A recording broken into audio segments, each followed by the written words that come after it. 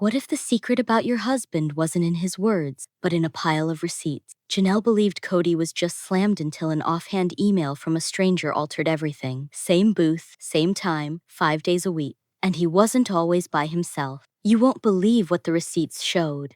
Get a cup of coffee, sit down, and watch now. There's something quietly heartbreaking about knowing someone you love has been losing themselves not in some grand exit, not with screams or slammed doors, but bit by bit in the everyday mundane moments. A missed birthday, an unanswered call, a meal that never made it to the table. That was how it began for Janelle. A creeping stillness, the empty space at the table where he once sat, the quiet in the group chat, the excuses always working, always busy, always something. And initially, as many of us would, she took him at his word. Because what can you do when someone you've constructed a life with says they're doing their best? At first glance, they appeared innocuous. A few lines of print, a lunch here, a burrito there. But the dates fell into place too neatly. Same restaurant, same hour, 5 days a week. Week after week, like clockwork. What do you do when the figures begin to paint a different picture of the man you believed you knew? It wasn't just the meals, it was the routine, the habit, the silent disappearing act in plain sight. And little by little, the pieces started falling into place not only for Janelle, but for Christine as well. They weren't merely being neglected, they were being removed from the regular beat of his existence. And the oddest thing about it, they weren't even the ones who discovered it. It was a fan, a lunch stop along a road trip, and a glimpse of a familiar face alone, in the corner booth, as if he'd been there 100 times before. Because he had, she wrote in, hoping it would amount to something. And oh, it did. When a waitress is better acquainted with your husband's routine than you are, something's off. There's a certain kind of betrayal that doesn't involve cheating or fighting. It's quieter than that. It's the absence that keeps showing up. The steady decision to be somewhere else, over and over, while your family is left wondering why they no longer feel like one. And if you've ever raised children with someone who slowly became a stranger, if you've ever had to apologize for someone's absence to a child they didn't deserve, then you'll get why this story means so much. Because it's not about a man and a restaurant. It's about what occurs when women stop excusing. It's about deciding to believe what you see rather than what you're told. And it's about how grief manifests as scrolling through receipts, one individually attempting to pinpoint when exactly everything fell apart. Janelle never intended to begin an argument. She was merely fed up with wondering, fed up with waiting, fed up with pretending. And when Christine received that phone call, she didn't yell, she didn't sub. She simply said, "I knew it," because deep down, some part of her always had. Isn't that the hardest part? When your heart already knows, but you need proof to believe it. And so the receipts grew into more than receipts. They grew into evidence, a timeline, a story spelled out in numbers and timestamps, each one pulling back the curtain just a little more. And what's behind that curtain?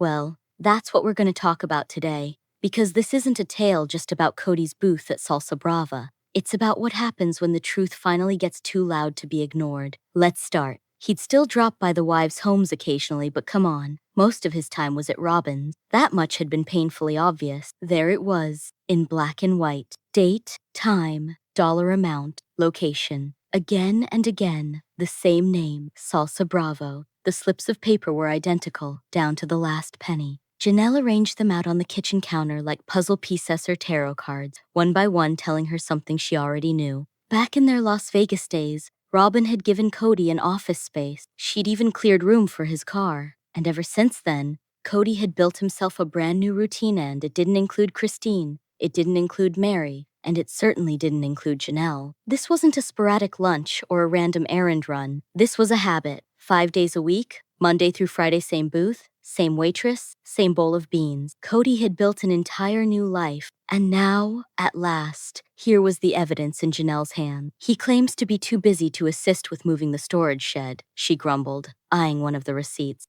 But he has time to sit down and eat burritos for 3 hours. Sometimes the truth doesn't require shouting, just a pile of unadorned facts. The timestamps didn't lie, the arithmetic didn't lie, and the spreading quiet in their group chat? That spoke volumes too. I mean, what do you think of putting it in your garage? Cody's voice seemed to come from some previous discussion. Cody, you're going to wrestle how often? She'd asked. Is that my garage? Christine had tacked on, attempting to navigate the labyrinth. You are saying that's my garage? For months now, the wives had been passing around the same old question like hot potato. Where does he even go during the day? Christine was the first to say it aloud, and not with fury, more like she was trying to reason herself out of being crazy. I don't know where he is, she admitted during a filming break. Her eyes wandered to the horizon, like maybe Cody would suddenly show up arms full of groceries, like some reformed version of himself, but he never did. He just drove. An alone conversation. Okay, someone had murmured once. Oh, you're going to blackmail me? Cody snapped in another moment. No, I'm not going to blackmail, came the reply. And then Janelle, half joking, half teasing, talking to producers as if she was attempting to persuade herself rather than them. He gets in his car, leaves for hours, and the truth is, I have no idea what he does. Maybe he just drives around in circles. When you've been gaslit long enough, even a receipt can be justice. For a while, they had dismissed it.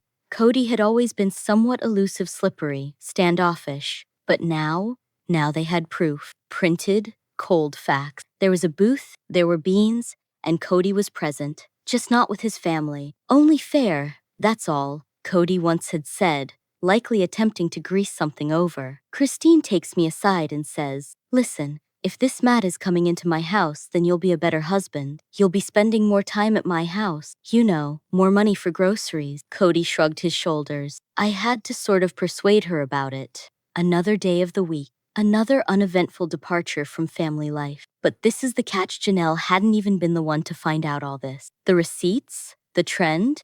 That was discovered by a fan. Her name was Alexandria. She and her husband had driven down to Flagstaff and stopped at Salsa Bravo, just for kicks, just to experience a place from the show. But when her husband nonchalantly asked the waitress if any of the sister wives ever visited, the response left them stunned. Just Cody, said the waitress. He's here nearly every weekday. Always by himself, sits in the back booth next to the bar. He's there for hours. That's what Alexandria said in her email, and she had italicized the word hours. It wasn't small talk from a waitress or a fly-by fan gossip. This was a habit, a quiet, repetitive pattern. And suddenly, for Janelle, things began to fall into place. My children and I hike all the time. We kayak. We're out in the community, she remembered. Cody hiked with us one time, and even then, he brought Robyn's children because he was watching them. It wasn't what Cody was doing, it was with whom he wasn't doing it. The enigma of Cody's vanishing act had loomed over the family for years, those round-the-clock drives, the slick evasions about being too busy to spend time with his own children. Now,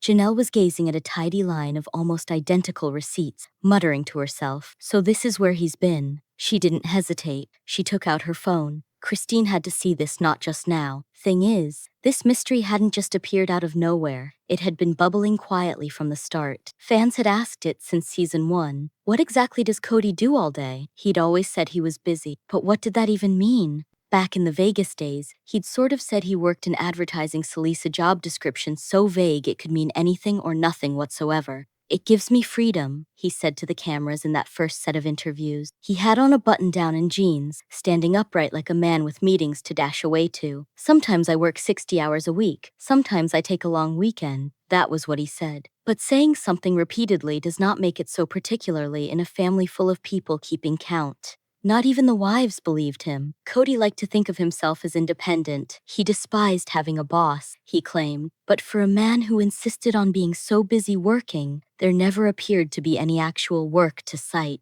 I've been working my whole life, one of the wives said. I was raised on a ranch. We were always moving, always busy, kayaking, hiking. That wasn't something Cody ever really did with us. By the time they moved to Las Vegas in season 3, the cracks had begun to show. The sales pitch disappeared, no more talk of advertising, clients, or anything resembling a job. But Cody's vanishing acts? Those stayed. He disappears for hours, Christine mentioned once. But I couldn't tell you where he was. No routine, no desk, no payroll stub, just Cody, his truck, and a never-ending cycle of excuses. The wives eventually ceased inquiring, perhaps because the responses were perpetually the same, or perhaps because, secretly, they'd already known but they lacked the receipts to support it. Not until now. Sometimes, you don't know how long you've been ignored until you see the pattern at last. The Salsa Bravo receipts didn't simply affirm their suspicion. They presented the timeline in black and white. Cody hadn't simply been busy. He'd been in the same location, at the same hour, doing the same activity day after day. And somehow, not one of them had figured it out. But in hindsight, the warning signs were there all along. Even McKelty once posted on her Patreon, if we couldn't find Dad, we'd check the garages. Not the houses, not the living rooms, the garages. I can watch my kids, Cody had once said, sounding pretty matter-of-fact, but I hardly ever do. And then came the zinger.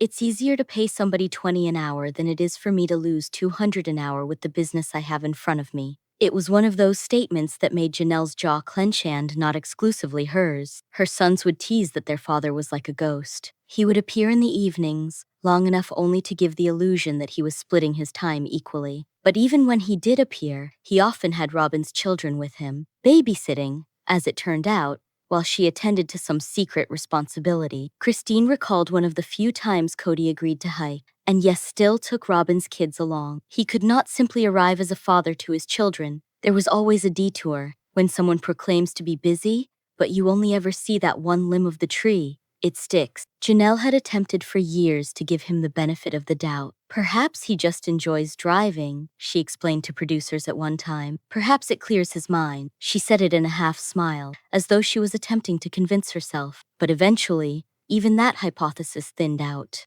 Particularly when Cody would respond with such things as, my time is worth $200 an hour, typically when he refused to assist with unloading groceries, or with merely doing some simple yard work. $200 an hour? For what? Exactly. No one knew. Not until the receipts arrived and made it agonizingly obvious that valuable time had been spent repeatedly at one restaurant table munching the same bowl of beans. 3 times, one of the children had said. He's gone with us 3 times, out of 800. That's when reality became real. The fantasy of Cody as the tireless provider? Shattered. The fantasy of a man secretly operating a business empire from the car? Shattered. Janelle was through playing along. She breathed slowly, reached for her phone, and scrolled through her contacts. If anyone would get it, if anyone had guessed this was coming, it was Christine. When Christine answered, she didn't sound shocked to hear from Janelle, but she did pick up on one thing in her voice. There was a tight, clipped quality sort of tension Janelle only bore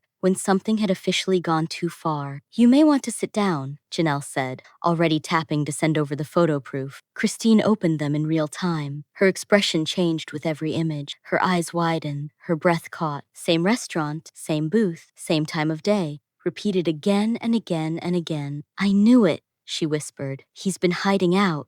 There's a moment when denial turns into confirmation, and after that, there's no going back. And just like that, the dam broke. I worked full days here on a regular basis, Cody had asserted once. I have full days here in my memory. But when humans actually do work, they exit the home. When humans have responsibilities, meetings, or obligations they attend. Cody? Poof. So now, all those little odd occurrences that the wives had dismissed all these years, they began pouring back into clear memory. The need for freedom that was so constant with him, his not wanting to tell where he had been, the vanishing act, right in the middle of the week. Finally, it all made sense, and all the roads led to Salsa Brava's corner booth. Christine wasn't unfamiliar with being shoved aside. She'd existed for years as what she used to refer to as the basement wife, in more than one sense. Her house had the poorest water pressure, the shower Cody refused to use, the garage he barely recognized, until, that is, he wanted something from it. He'd already offered to convert her garage space into a wrestling mat room for his odd little passion. She blinked, taken aback. My garage? She said. The one you don't even park your car in?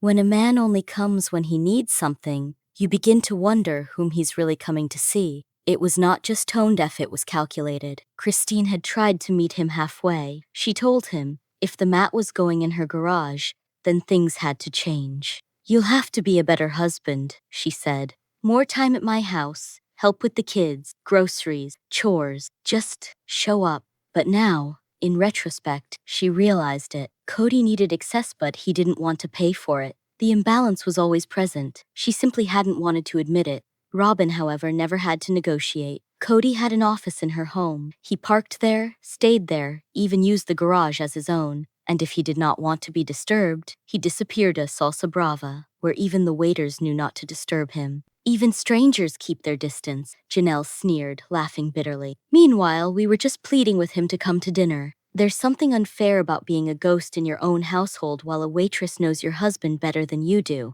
What did surprise both of them was the length of time this had been occurring. The fan who had submitted the tip, Alexandria, indicated that the waitress had only been at the establishment for 5 months. Yet she'd seen Cody frequently enough to know there was a definite pattern. 5 months, and none of the wives were any the wiser. It made them question, how long had this occurred in front of their eyes? Christine's stomach was in knots. She wasn't merely irritated, she was disturbed. All those Saturday afternoons Cody mentioned he had business. Was it actually mere beans and a free internet connection?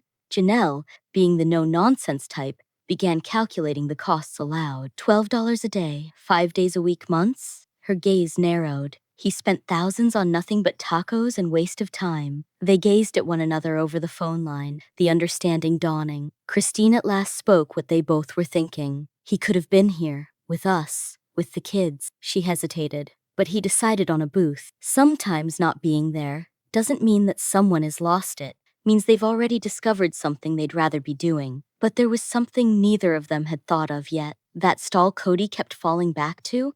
Maybe it was not as vacant as he insisted. Janelle had thought she'd misunderstood him the initial time. It's less expensive to pay somebody $20 an hour than losing $200 an hour, Cody grumbled, shuffling off her offer of assistance with yard work. $200 an hour? As if he was running a Fortune 500 business rather than jumping between couches and griping about co-parenting schedule. That figure lingered in her mind. I remember, Janelle said softly. There was a time when things really weren't that great. He was constantly reminding me, you're getting all this extra time. I'm with you more than I am with Janelle or Christine. Robyn echoed Cody's words, but there was something to them too assured, too specific, as if he'd had practice rehearsing the alibi. The math didn't lie, though. In Janelle's reality, nothing in Cody's everyday life even began to justify that $200 an hour estimate. Now, with the trail of paper at Salsa Brava literally in her hands, that figure seemed ridiculous. Janelle pulled up her budget program on her phone and began to type.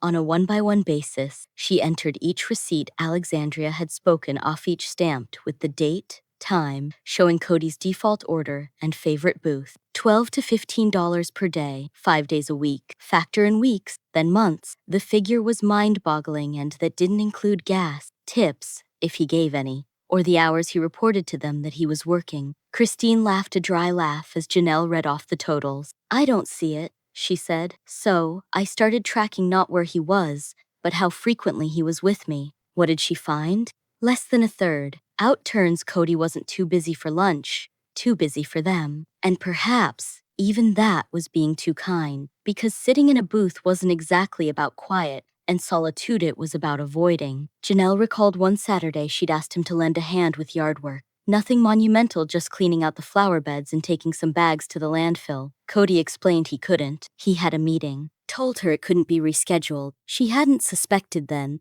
but now? That date fit one of the receipts to a T. Same time, same location, same booth. No encounter, no business, just Cody Bean's booth and nothing. The truth does not always materialize in a face-off sometime. It shows up in the quiet paper trail someone believed no one would see. The more Janelle considered it, the more it stung.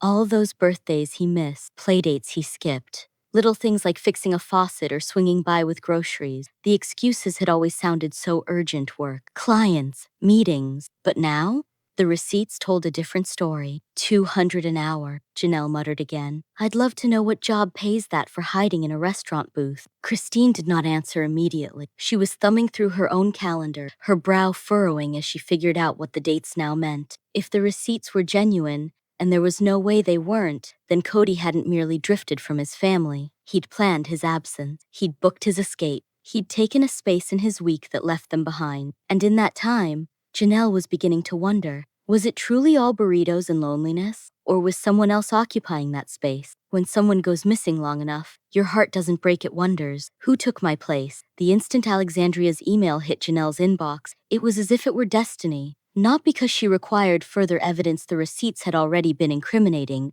but because it brought a new character into the mix. The waitress. She wasn't some anonymity-driven rumor. She had a name, a work routine, and a keen recall of one Manon who visited nearly every weekday, alone, somber, always in the same booth near the bar. As told by Alexandria, the waitress's tone had been polite, even relaxed, but behind the words, there was a silent disbelief, as if she too had begun to wonder, why is this man always here? It was as if the waitress understood something was not quite right yet couldn't put it into words. In Alexandria's version, Cody would occasionally come by before the restaurant opened at all, just sitting there in his car, parked and waiting like a man showing up for work on a shift that no one else comprehended. After the doors opened, he'd slip into that same booth in the rear. His choice never varied, something inexpensive and protein-packed. Beans, tacos. He'd sit there for hours, no phone out, no laptop, no books, no one meeting him, at least not in the open. Just sitting. Sometimes a man's silence says more about him than his own words ever could.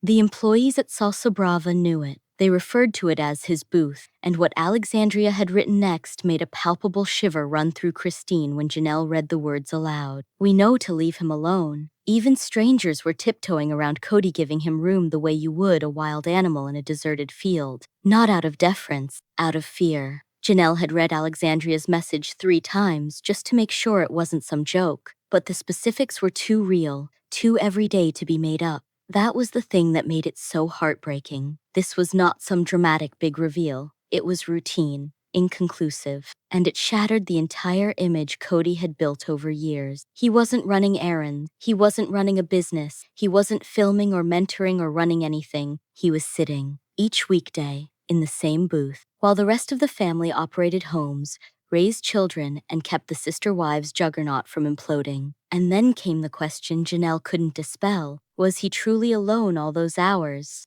Because there was one piece of information in Alexandria's email that wouldn't cease flashing in Janelle's mind. The waitress had noticed something twice. She said on 2 different visits, Cody didn't step into an empty booth. There was someone sitting there, a dark-haired figure, head hung down, keeping her eyes averted. No hug, no smile, just a nod, small as a mouse's, like they'd been there before, like they'd done this before. The waitress couldn't place them. Alexandria admitted she couldn't either, but her message ended on a chilling note. Might be nothing, she wrote, but it made me think. Christine was thinking too, and she wasn't keeping it to herself. Suppose he isn't lying, she said. Suppose he's meeting someone. It's never the lie that shatters your trust, it's when you notice what else it might be concealing. Janelle didn't want to believe that. Not yet, but it had occurred to her. And once it had caught on, she couldn't deny the discrepancies. Some of the receipts weren't for one meal. One had a second entree, another broke it down into a split bill,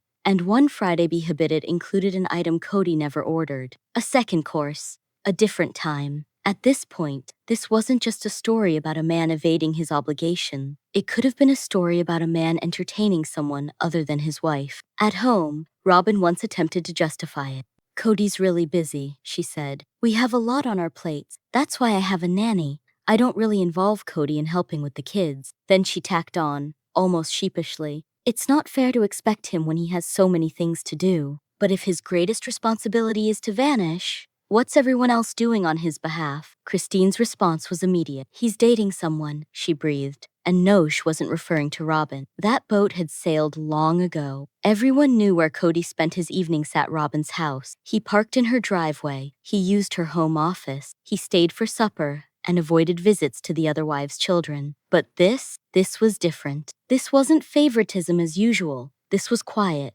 repeated, deliberately tucked away, behind a restaurant booth and protected by unwritten rules such as the ones the waitress respected without question. If Cody were there passively scrolling his phone or shopping on Amazon to avoid family responsibility, fine, it would have been annoying, but sadly to be expected. But that wasn't the way the receipts indicated. These weren't single meals. There were shared charges, additionnel entrée, a visit pattern where the time and the total didn't match up just right. When everyone changes their routine and nobody's supposed to suspect, that's when you do. Janelle couldn't help but keep going back to one receipt. It was from a Friday afternoon. The amount was greater than normal. The meal was different. And most strangely, there was a vague, out-of-focus name appended on the digital version. It wasn't Cody's. My kids had a hard time like crazy, Janelle whispered, feeling like he just wasn't there. Let's take a pause here, sister friends. No one's accusing Cody of having an affair. There is no evidence of that. But even Janelle acknowledged, I can't ignore the pattern. Stack those receipts up, 5 days a week, same booth. Then without warning, a second entree.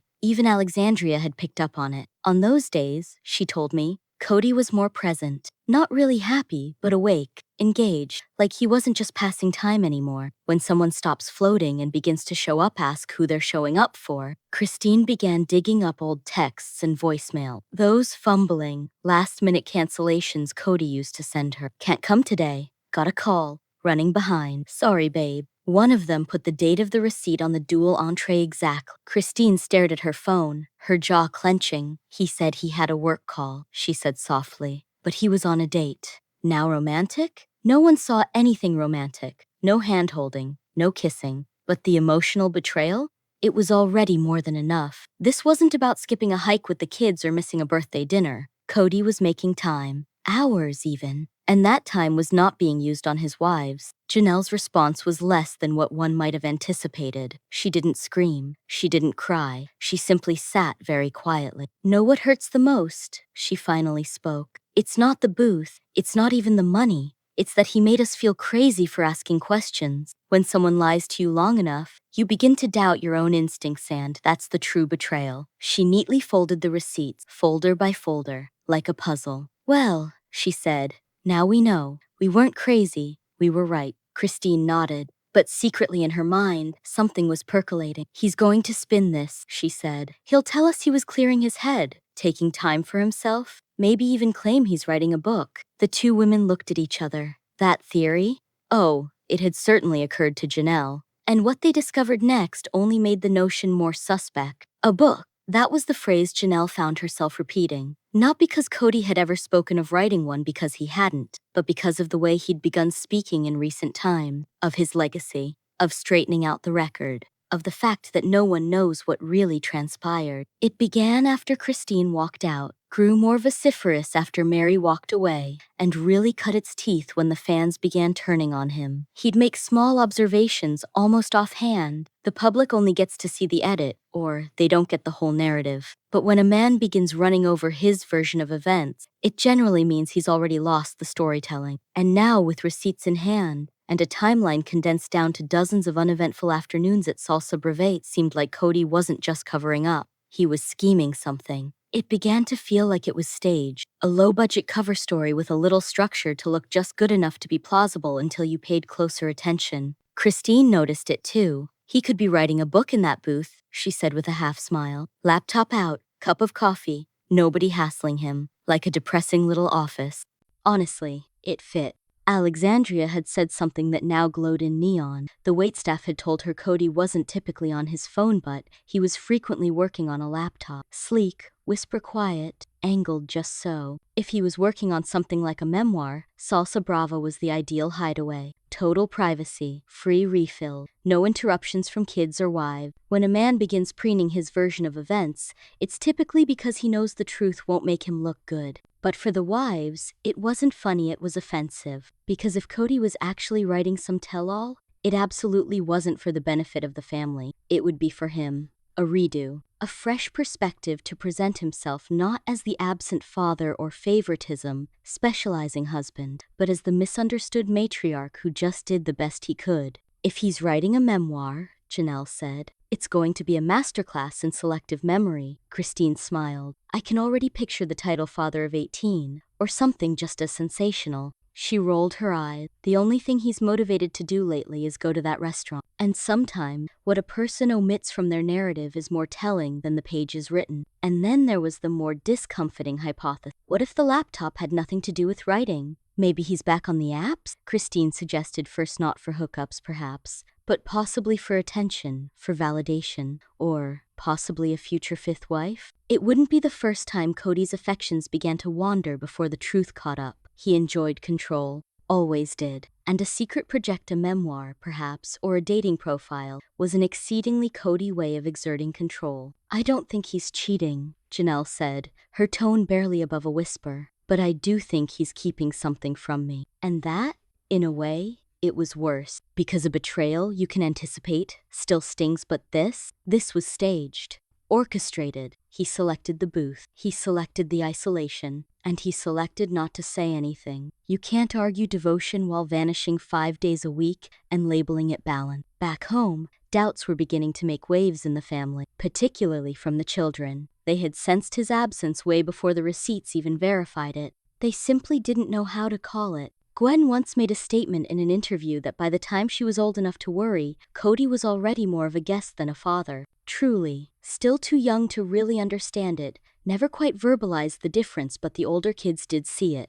They'd experienced it. Cody could roll in around 5 or 6 p.m., in time to plop on the couch or collapse gifts. But the essence of fatherhood presence, attention, consistency that had worn thin, and in some way he'd managed to get them to believe it was their problem, that they were too disorganized, that his distance was a requirement, that he was employed. Now the reality was unfolding in 12 increments. Every receipt was a forgotten birthday, another shelved hike, another Sunday dinner that never materialized. Janelle sat thumbing through the pile with her boys within earshot, and the atmosphere was somberer than she anticipated. Because now, it wasn't only about Cody being away, it was about why he stayed away. They laughed at first. Of course their dad was hiding out at Salsa Brava. It seemed like the most Cody thing he could ever do. Expected, peculiarly particular. But that soon wore off, because then came the pain. "Wait, this was my birthday," one of Janelle's boys said, waving a receipt. Another added, "He said he had a work call that day." And like that,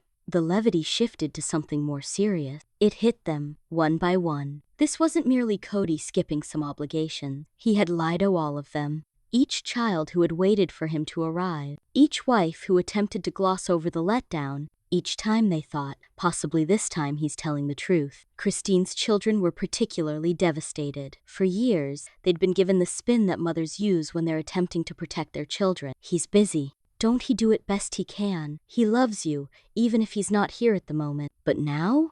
Now they had concrete evidence. Timestamps, dates, bowls of beans used as stand-ins for birthdays and ball game. What do you even tell a kid who wants to know why their dad always had room for a restaurant but not for them? Christine didn't have a response. When one of her daughters glanced up from a receipt and remarked, "He had hours for that place, but not for us," Christine simply enfolded her in a hug. "Yours worth more than his schedule ever gave you," she whispered. But under it all was something more, something none of them had ever spoken aloud. Even Robyn's children weren't visiting him anymore.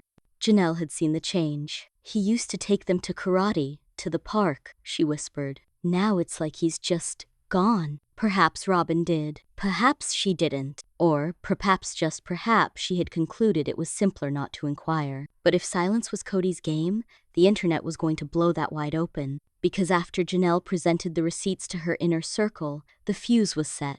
And online?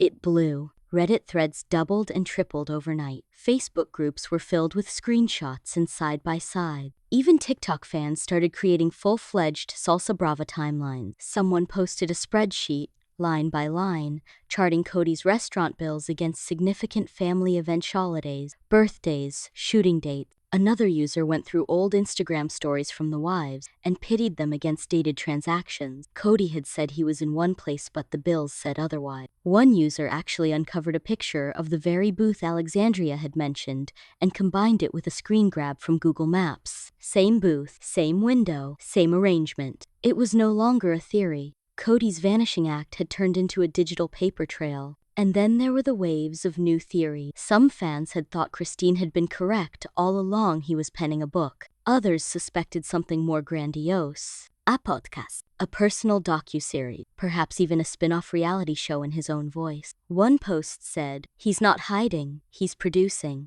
And although the wives hadn't publicly spoken yet, secretly, they were also beginning to put two and two together. Some fans went one step further. A couple of them started speculating out loud dramatically, but not without merit if Cody was quietly building a whole new life. A secret business? A romantic connection?